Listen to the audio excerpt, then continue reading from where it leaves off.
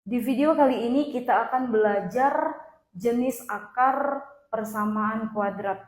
Nah, salah satunya seperti di soal, katanya persamaan kuadratnya memiliki akar kembar.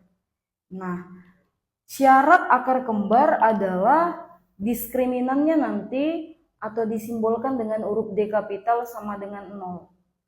Nah, diskriminan ini nanti dirumuskan dengan B pangkat 2 dikurang 4 kita kali dengan A, lalu kita kali dengan C sama dengan 0. Nah, apa sih A, B, sama si C ini? Itu didapatkan dari bentuk umum persamaan kuadrat. Nah, kira-kira masih ingat gak? Bentuk umum persamaan kuadrat nanti AX pangkat 2 ditambah BX ditambah C sama dengan 0. Nah, yang akar-akarnya nanti sebesar X1 dan X2.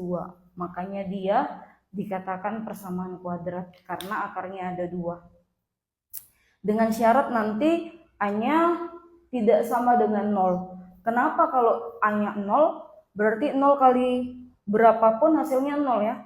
Berarti persamaannya jadi BX tambah C sama dengan 0. Nah, ini namanya persamaan linear, bukan persamaan kuadrat lagi. Jadi syaratnya nanti ingat A-nya tidak sama dengan 0. Dan A, B, sama C merupakan anggota bilangan real. Nah, karena syarat akar kembar tadi diskriminannya sama dengan 0, B itu adalah angka di samping X.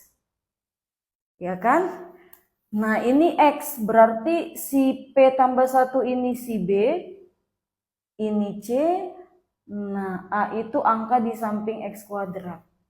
Berarti bisa kita buat B pangkat 2 di soal itu P tambah 1 pangkat 2 dikurang 4 kali 2 A-nya ya.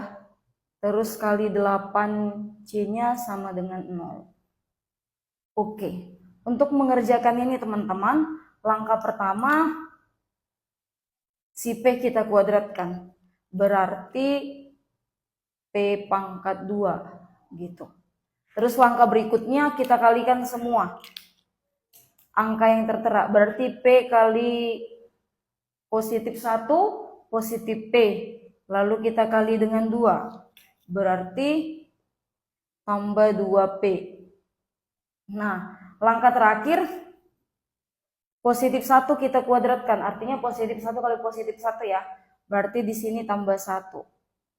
Dikurang 4 kali 2, iya 8. Terus 8 kita kali 8, itu 64. Nah, sama dengan 0. Oke, berarti bisa kita dapatkan persamaannya P pangkat 2 ditambah 2P. Nah, 1 dikurang 64 berarti iya negatif 63 sama dengan 0. Nah, kita tentukan lagi nih. Berarti angka di samping P kuadrat nggak ada, itu kan tadi dianggap 1 ya. Berarti 1 itu sebagai A, di samping P positif 2 berarti itu B, sisanya si C. Nah, karena dia persamaan kuadrat, berarti kurungnya ada 2 tadi atau akarnya ada 2. Karena di sini dia P, berarti ini buat P, ini buat P. Berarti kalau X kuadrat tambah 2X misalnya, ya udah di sini X, X. Nah, trik mudahnya nanti untuk menentukan angkanya, ketika kita jumlahkan, nah aku tulis di sini ya, ketika kita tambah, hasilnya harus si B. Lalu ketika kita kali, hasilnya harus si C. Nah, di soal ini, karena ini yang mau kita tentukan ya, berarti si B-nya adalah 2. Ya kan? Terus si C-nya adalah negatif 63. Banyak nih teman-teman bilangan ketika kita jumlahkan menghasilkan angka 2, tapi belum tentu ketika kita kalikan menghasilkan negatif 63 kan. Jadi kita harus ke perkalian yang menghasilkan si 63. Untuk tandanya nanti kita selidiki gitu ya.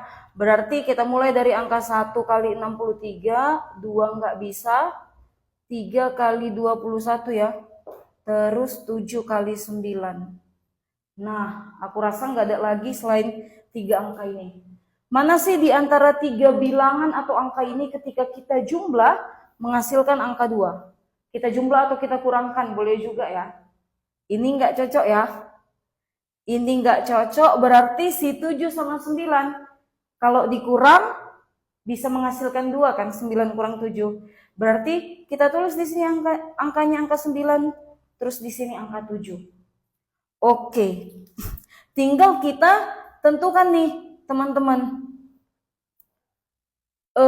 supaya dia hasilnya positif 2 dan negatif 63. Kalau kita buat di sini positif, di sini positif, 9 tambah 7 juga enggak 2 kan? 9 kali 7 juga enggak negatif 63. Nah, karena dia di sini positif 2, berarti otomatis di angka terbesar harus positif. Kalau gitu selebihnya negatif.